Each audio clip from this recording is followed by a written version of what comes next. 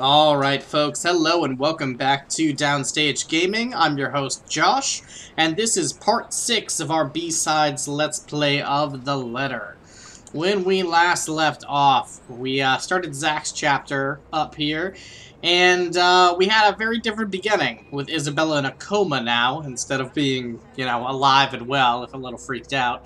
And so we spent some time with her in the hospital. We had some moments with Rebecca and Ashton, and everyone was just kind of stressed out by the situation, I think it's fair to say. And then we got back to the point where we noticed something was up with our pictures that we took when we were touring with Hannah. And this time, instead of showing them to Hannah, we've chosen to show them to Ashton. And so we're on the next day now, looking for the Ash Man. Here we go. Sometimes I wish Ash would make himself easier to find. 24 messages, 13 phone calls, and 1 visit to his flat later. I still have no idea which rock in Luxborn he went off to hide under again. I mean, I don't know why you would continue giving a message after, like, let's say 2, or phone calls after, let's say 2 or 3.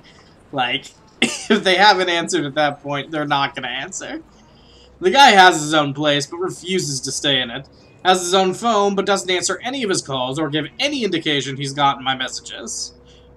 You can see that he's read them, though, and that just makes it worse. Most of the time, he'll just show up on my front door, sometimes in the middle of the night, complaining how uncomfortable it is to sleep in the back of his Shirley, his car. As if the old couch in my flat is any better. Nothing new from him, though, but a bit frustrating, really. There's the police precinct, of course. Then again, he's not there most of the time either, and that's also true for today. He's likely out in another stakeout. There's nothing much to do for me but wait and see if that's the case. Let's just hope I'm lucky enough today. While Luxborn is a relatively peaceful city... Zach, you gotta get out of here. Zach, this is a bad place for you to be, trust me. While Luxborn is a relatively peaceful city boasting a low crime rate, its precinct stays abuzz with activity. As soon as I open the glass front doors, murmurs coming from the people waiting in the lobby welcome me. Officers can occasionally be seen shuffling in and out of the room, greeting civilians with a casual smile and a polite nod. Some, though, look a little worse for wear, like the receptionist, who looked at me with much disdain the moment I arrived. Thankfully, I won't have to deal with him today. Before I can even step in, Ashton's voice, though low, comes from the hallway adjacent to the lobby. Not even for just 1 minute? No. The case was dismissed, remember? You were the one handling that case. If you want access to those records, you've got to ask Chief. I was taken off it before shit went to hell. What shit went to hell? Why do you even bother? Even Professor Clark seems to have given up on that. No, he hasn't. Well, Never mind, you won't understand. Right. I know you owe Professor Clark a lot, but the right guy isn't just someone you mess with. They've got the money. Who knows what else gets swept under the rug with them involved. That takes a special kind of ignorant not to know. And a smart person to know which boundaries he can't cross. You're a bright guy, you'll figure it out. In any case, I've got to get going. Another missing person case on my hand. Benjamin on the front desk looks like he's about to maul someone after the 4th one yesterday. Wonder what's up with that, huh? Maybe they're all BRC employees. Murders, people missing, what a time to be alive. Man, I miss the old Luxborn. Love this exciting new world where people are disappearing and dying every day. You and me both. I'll see ya. Gonna go grab some lunch. He notices me as soon as he enters the lobby and pauses. Confusion briefly crosses his face until I fish out the phone from my pocket and wave it up. Frowning, he pulls his own mobile out, wordlessly fiddling with it for a few seconds before sighing heavily. There ain't any annoyance in it when he glances up, though, only mild exasperation and what might be a hint of amusement. Although underneath all that, there's something else, too. Hiding subtly in the dark circles under his eyes, his slumped posture and partly unkempt appearance. Sorry, I haven't gotten a chance to check any of my messages yet. I was looking up something. You sure you can still step out like that? Yeah, no problem. I need to get out anyway. Need to get away from all this red tape. What are you doing here in the first place? Well, I was hoping you could check something for me, but you don't appear to be... He stops me with a tap on my shoulder, walks past me straight to the door, and gestures with his head toward the very irked receptionist when I raise an eyebrow in question. Over lunch. I haven't eaten anything since last night, and Benjamin there doesn't really like loiterers around here. Well, sorry, Ben. Wordlessly, I follow after him, but not after sending the poor guy behind the table an apologetic smile. Ben does not deserve it. Is this the only place to eat in this godforsaken city? As expected, he takes a seat in the farthest corner of the cafe, a good way from the window, but easily allows a view of who comes and goes. Secluded enough not to be disturbed by the lunch hour rush, or be overheard by a curious bystander. If I didn't know this is lunch he invited me to, I would automatically assume I got dragged into another stakeout. After years of knowing him, though, this has simply become one of the many habits he has I've gotten used to. Ash letting out long-drawn yawns every few minutes, however, is a new thing. Long-drawn yawns that's a fun little tongue twister. Even as food arrives minutes later, he stays distracted. His eyes distant, focused at some point on the table, and a frown creasing his eyebrows as if in deep thought. This, while I'm left to grapple for a decent thing to talk about over the plate of vegetable quiche, his odd choice of cake for lunch, and the hubbub surrounding the two of us. I like the idea that Ash just gets a nice little cake for lunch. Small talk has never been my strong point, and against everything sensible and wise in the world, I blurt out the first thing that pops in my head. Any news about Bella's condition? He pauses, the fork stilling halfway to his mouth. Ash is far from the most open person in the world. Even to us, the people he already let see past the cool and distant persona, there are some things he keeps safely tucked away to himself. In that one unguarded second, though, a pained expression shoots across his features, one he doesn't bother hiding under his usual mask of detachment. I'm not sure why, of all the things happening right now, I find that alone unnerving. No change since I left yesterday. Rebecca visited last night. Said something about an aunt taking things from here. I didn't hear most of it. I was needed back at the precinct, but I'll probably drop by again later to see if I can help. I think it's the one who helped to get the job at BRC. Really? I only just found out.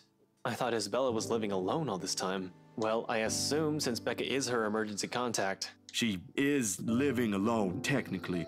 Her aunt's working pretty far from here. She only mentioned her in passing before. Can't very well help their family when her aunt has her own set of mouths to feed. Bella had to be the one to take the job. Something like that. And it ain't even like she'd want someone else to do the work. If she can, she'll do it herself. She's stubborn, that's what she is. You shouldn't talk. He gives a non-committal hum and returns to his food. He hasn't even taken a bite when he lets out another yawn. This time, I really have to ask.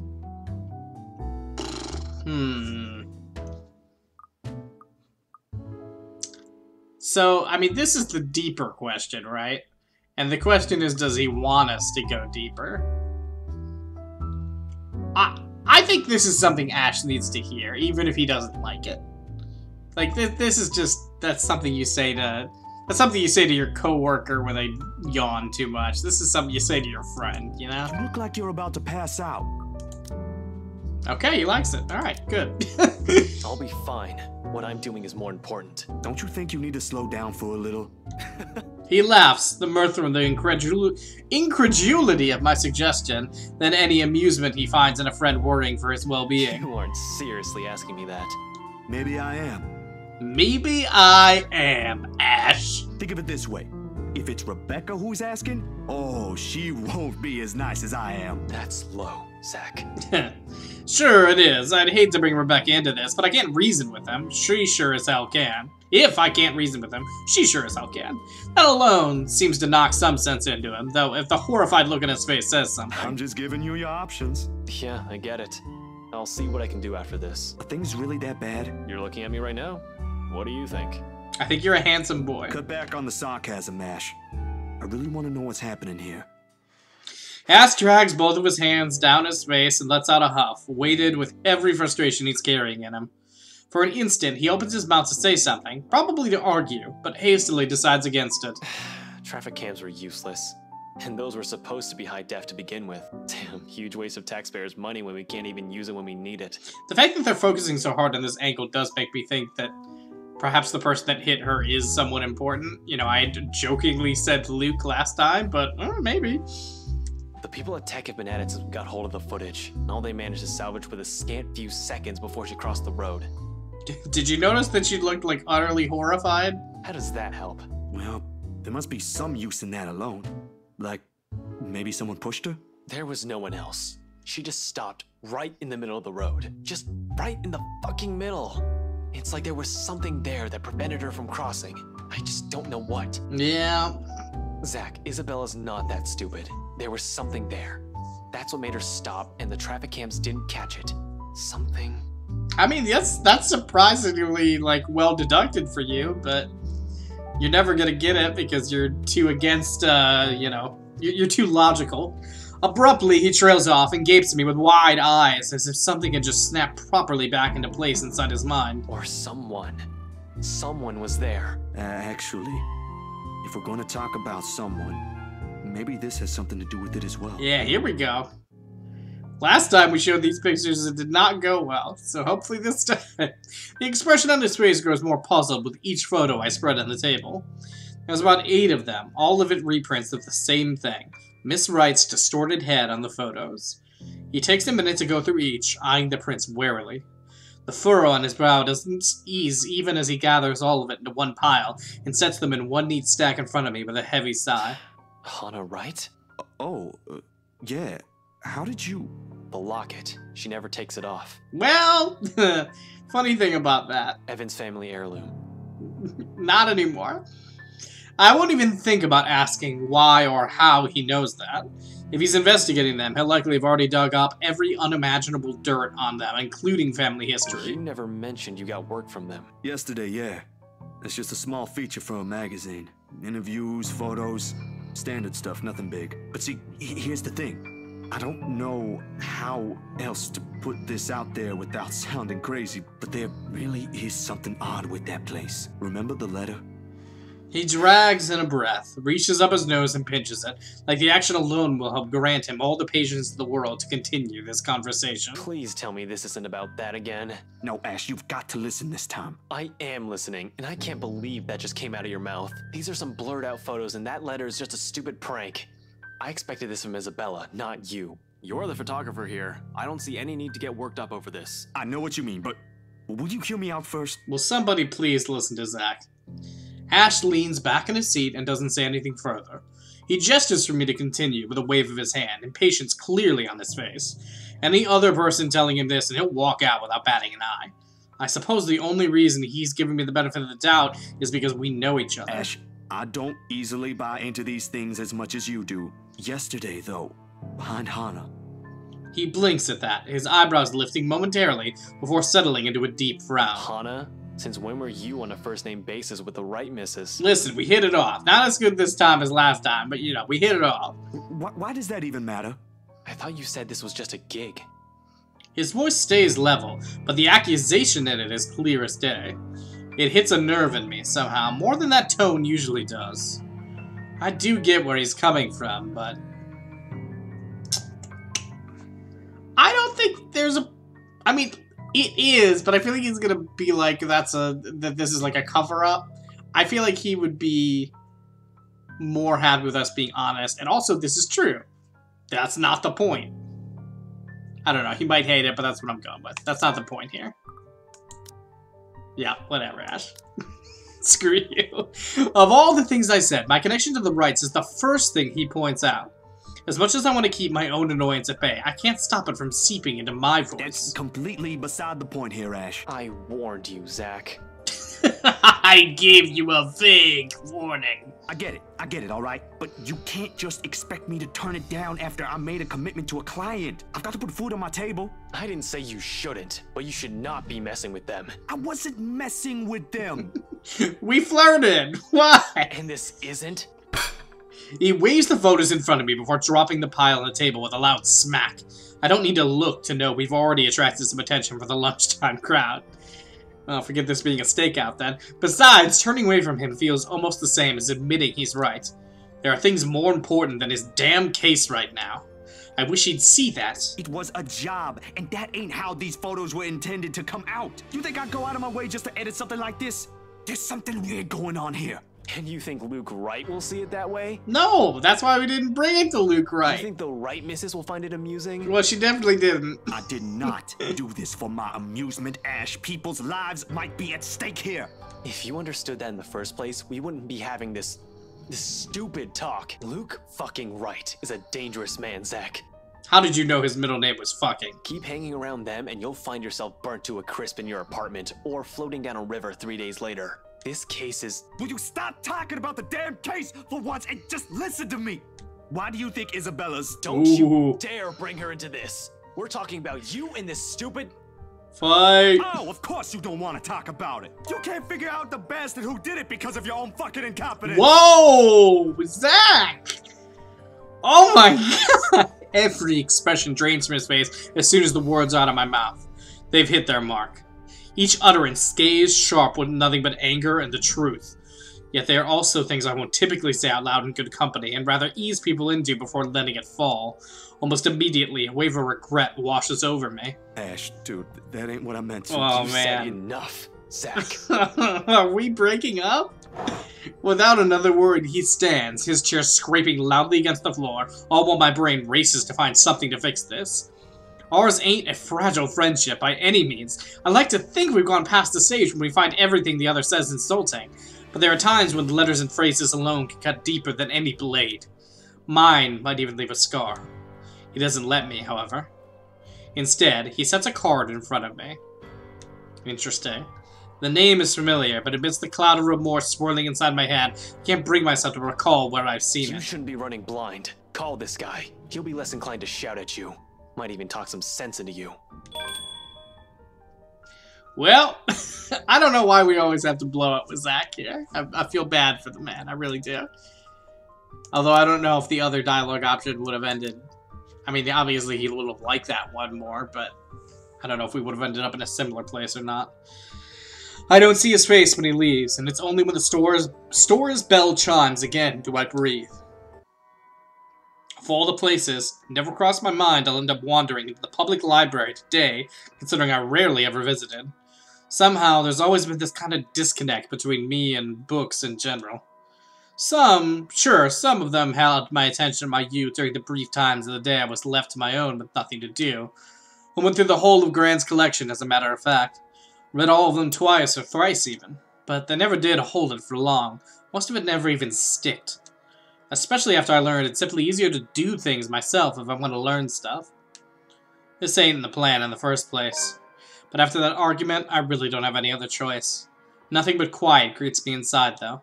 Not the typical mum one would associate with the library, but one akin to a hush prior to impending trouble. Or perhaps I'm just overthinking again. I really like to think I'm just thinking too much about this, that this is just the lack of sleep talking. Regardless, apart from the group of students murmuring in a corner somewhere, the place is free of its usual visitors. All while my footsteps echo in a manner unsettling enough to raise the hairs at the back of my neck. Much to my relief, it does not take me long to find him, be the only occupant in this side of the room. Professor Andrew Clark. Never personally met the man, but Ash has spoken highly of him several times. In fact, he's Ash's go-to guy when something's troubling him with a case. My steps are unsure as I approach. At any rate, he greets me with a warm smile like a grandson he hasn't seen in a long time. Ashton's friend, I take it. Zachary. You'll have to forgive this old man if I don't get your name right. I mean, why would you get the name Zachary wrong? Oh, no, you got it. It's Zach. Zachary Steele, Professor Clark. He gestures at the empty seat across the table while he returns to his books. The next couple of minutes pass in relative silence as he continues to read and take notes from the pile he's accumulated on his table. Maybe I should have taken a book first before heading here. But before I can even get far into that idea, the professor clicks the book shut and sets it atop the stack next to Ashton him. told me you were hoping to get answers from me. That's right. At my confused look, he lets out a small chuckle. He sent a message ahead. A friend needs to have some sense knocked into him. In verbatim. Yeah, he was kind of pissed. Look, it's fine. That boy never changes. I wasn't really expecting he'd do that. Although I'm not quite sure what I could share, I'll do my best to help. Of course, there's a lot of things I want to ask. How do we get out of this mess in the first among hundreds of concerns in my head? But in the presence of someone I barely know, the thoughts won't easily form. He's nothing but patient, however, and with enough time to mull over, a question finally forms. Do you believe in the paranormal, Professor? It's supernatural, actually. What's the difference? Don't worry. It's a common mistake to make. but they really are two different things. Give it to me, Professor. The other one deals with what we can't explain at the moment, while the other are things we may not have an explanation to. Okay. Here. He places a couple of papers in front of me, the very same one he was writing on earlier. A study of Luxborn's supernatural culture, in a nutshell. A friend of mine wrote that a few years ago. He took interest in the city after reading about the stories. I have to agree with him here. Even stories dealing with things you don't see with the naked eye can be rife with culture, and this city thrives on it. Just ask the locals. Like ghosts, for example. Like a zombie. Among other things. The interpretation has changed over the years, though. Various religions, for example, have their own version. It might not always be a spirit now. It could be a memory, or an imprint, an echo, so to speak. Some are born from curses, even, out of great anger, hatred, or pain. There was this one story. Ah, here it is. Yeah? Another book is pulled out from the stack and placed on open atop the papers. Well, he speaks with such passion that it makes me wonder if some part of him believes these to be true. It is interesting, though, even if I'm personally not a fan of such stories. And soon, hours pass without my notice. In the end, it asked for something to be sacrificed in order to destroy whatever anchors the Wraith. Something to be sacrificed. Okay. I'm relating this to what we did the first time in our choices of burning the letter and burning the house. I mean, certainly we sacrificed the house. That's a pretty big sacrifice, especially for Luke. A sad tale, that one. But the simplest grudge can bring the ugliest, even in the kindest person, with some people none the wiser. Oh, I'm sorry. I just went on. Nah, it's good. Are you familiar with the Ermengarde mansion, though? Of course he is. Of course. That goes without saying. Who hasn't heard of the local legend? Although, word of the mouth is, someone has already bought it. Ah, yeah. The right couple. No, he's not gonna like that. It was a close friend who handled that sale. So I heard. Well, don't think the house being bought by anyone would stop us from talking about it. What is it about the mansion, then? I just want to ask what you think of it, sir. Like, is it pretty, or what's your take on it? We're going to need more than an afternoon for that, young man. You see, it's the kind that has changed over the years, passed down from one person to the next. Sometimes, it's the Lord William who haunts the place. There are versions where it's the lady of the house, but my favorite, a personal favorite, would have to be the ones that followed after the disappearance of the kind daughter. The kind daughter. What about these, then? There is a moment of hesitation on my part before I pull out Miss Wright's photos and lay them all in front of him. Unlike Ash, though, the professor inspects each print with great interest. That gives me some hope, at least. When were these taken? Just the other day. Do you think those are the same? Perhaps. Perhaps not. There were certainly instances when the film would pick up what the human eyes weren't able to see. But then, it could also have been human error. I didn't edit it in any way. You have my word on that, Professor. They all just came out like that. Oh, wait a minute. Hang on. This one's normal. What's the deal, Zach? Then, if it is what you're thinking, I'd strongly advise against doing something reckless and further tangling with them. Accounts about them may be riveting to you, but most of it often ends in an unpleasant manner. What about those people in the house?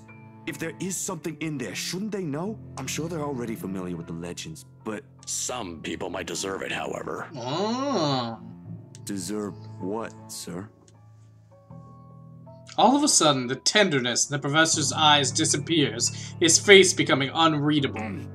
As though catching himself, he hastily clears his throat, gathers his books, and rises from his seat. Professor? I'm sorry.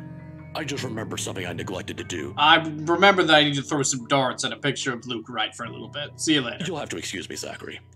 All right. Do you need any help with that? No, I prefer to do it myself. Don't let my looks fool you, son. I can still carry a few hundreds. I've been doing this for years. I'll see you some other time if you have any other questions. Of course. It was nice knowing you, Professor. That's a weird way to phrase that.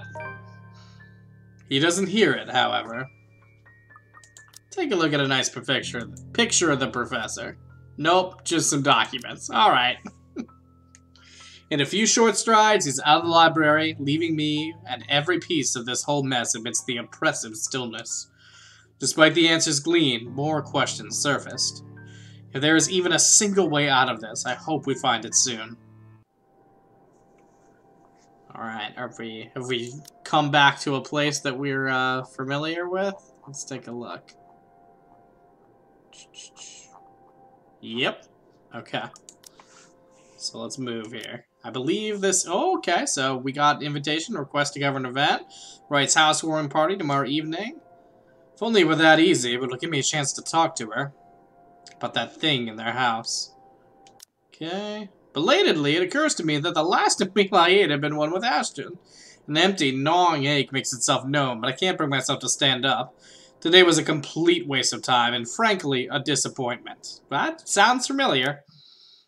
Well, it's good to know that we can't succeed no matter what we do. Alright, so I believe this is the night that we get super freaked out, if I'm remembering correctly, and we might have to do a quick time event. Nope, it's... Oh, no, it...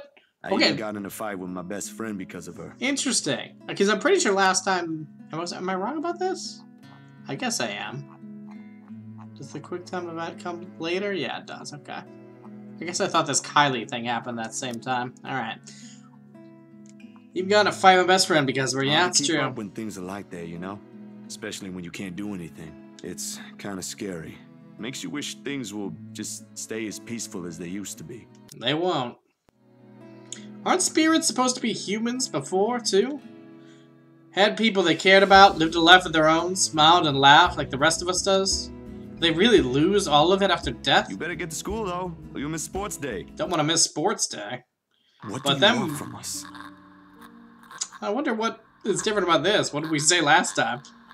The response never comes, however. Because when I blinked, totally normal. Okay. Hi, Kylie. Alright, this is the same day that Hannah gets possessed. That's good to know. The tremors follow me even as I get home. I had hoped a little stroll around the block for a few hours would help. Instead, I'm assaulted with more images of her. Her smile, the loathing in her eyes, the stench of gore, the horrid crunch that comes with every movement she makes. Even old memories have been sullied by her, and Ma's song no longer sounds as sweet as it's meant to be. In the end, all I got is a sinking feeling I will never be rid of her image, another ridiculous idea that may or may not even work. The sun is already hanging low on the horizon when I make it back, and for the first time, coming home feels more like a chore. Only I didn't arrive to an empty room. Because as soon as I open the door, I'm greeted by none other than... Sup, Z-Man? Okay, interesting, because I think last time this happened, this is when it's Ash and Isabella. And this is shortly before they would end up going on their BRC heist. Whatever proverbial stone has made a home at the pit of my stomach automatically flies right out the window at the sight of Ashton. Sitting comfortably on my couch, munching on a bag of chips with both feet propped atop the coffee table. So basically, Isabella being here had changed very little in this part of the timeline. Common sense dictates I should throw him out. Any person of a right mind would. But like many other things I've gotten accustomed to, simply take it all in stride. Never did bother turning him away the first time to begin with. Moreover, I've said things I shouldn't have the other day. Gotta straighten that one out before it blows up in our faces. Ash, how many times do I have to tell you not to call me Z-Man? And stop breaking into my apartment! Call the cops on you, but doing that feels like a joke in itself because you are one. I didn't. You gave me a key the last time I did that, remember? After the last one you broke, I can't keep replacing the knob just because you think it'd be amusing to lockpick the hell out of it. And hey, is that my... Ash smirks at me because of course he has the gall to smirk, knowing what he did, eating my Yang potato chips. He pops in what's very like the last piece of chip into his mouth and folds the wrapper neatly on the table before throwing it on the nearby trash. Behind me, the television starts blaring the music for the end credits of a movie.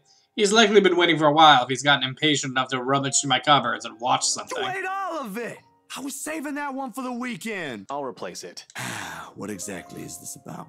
And I know I said something bad the last time. I'm really sorry about that.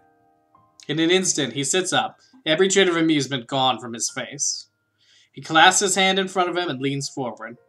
A minuscule gesture meant to ease, yet the grim expression on him tells a different story altogether. It's fine. You had a point back then. Wait, what? Did I just hear you say that? Did you just say I was right? I'm not kidding, Zach. Speaking of the other day, did you meet with Andrew last time? I did. Yeah, at the library. he was... Weird. What did he say about the photographs? Huh? Oh, there's no guarantee it's a supernatural thing. It doesn't always happen, so that's a dead end right there. Now that I think about it, bothering that guy for this feels pretty silly now. But with the dreams lately... That's all? Did he say anything about the damn letter at all? We didn't talk about the letter, no. Did you ask him even? I paused, glancing at him skeptically. I don't know where this sudden curiosity is coming from, but if Ashton, calm, cool, collected, always logical Ashton takes interest in this, something or someone must have fucked shit up somewhere. Or the world is ending. Seconds pass. The apocalypse I'm expecting to go along with it doesn't arrive, however. Yeah, that's really everything. The letter kind of slipped my mind. The photos were more important at that time. There was some stuff about the local horror stories, though. Talked about the curses, and he was really fascinated with the story about a wraith asking for a sacrifice to move on. Kinda nasty if you ask me, but it does make sense if you simply go along with it. I'm not sure how this will help in the grand scheme of things. Why are you asking about this anyway? Becca's been saying weird things lately. Weird like... Same kind of weird Isabella says. Alright, bro, stop right there. I thought you didn't believe in this stuff. I still don't, but even Rebecca, out of all people, claims there's something. Whatever this is, someone has got to look into it. Everything about this screams shady. Are you sure you even have the time? Ain't you busy with your current case? Alright, so I think all this... I got taken off that one this morning. Nope, okay. Didn't you say you were getting closer to... Apparently, the higher-ups think I'm doing a horrendous job at it. It doesn't matter, though. If these two cases are connected like I initially thought, then regardless, I'm on the right track. I don't think they're connected in the way you think they are. Have you seen the news this morning?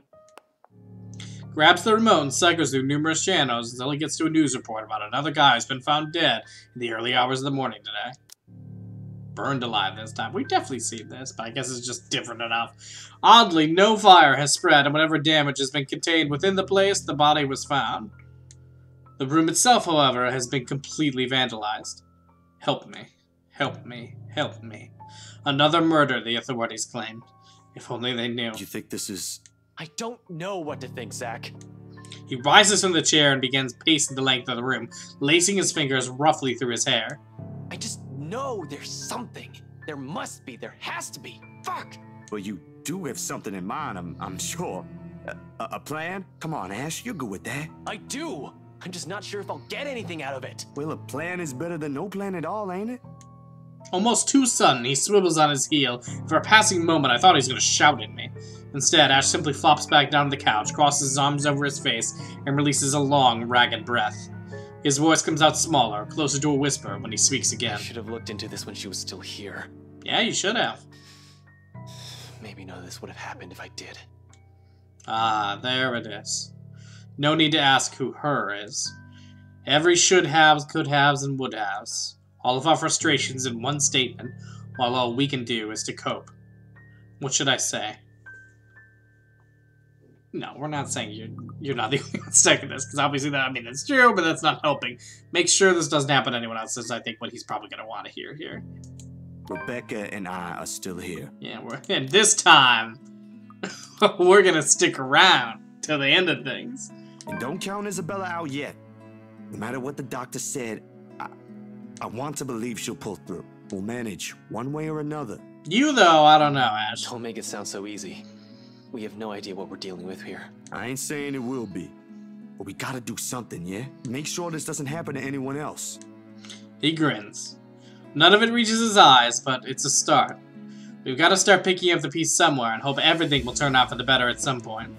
And Ash, well, frustrations aside, he's always preferred taking matters into his own hands. However, a little reminder there, other people with him won't hurt. You have a point. I always do. You just don't listen.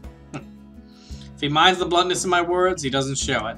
But little by little, things begin to look up, if only for a short while. Ash leaves mere minutes close to sundown. He said little until then, not even a hint of what he's aiming to do after. While it ain't my business to know, his whole reticent attitude on the matter gnaws at me. Alright, well that was a nice little full circle thing, you know? We kind of started off pissing off Ash, but we end things by sort of getting back together in his good graces. But we will have to see what final bets. I think we're going to be at the end of Zacharias' chapter here pretty soon. Yeah, probably. I imagine we'll probably finish this off next time. So we will have to see what awaits us at the end of Zach's B-Sides run-through here next time. Until then, this has been Downstage Gaming. I have been your host, Josh, and I will see you all next time.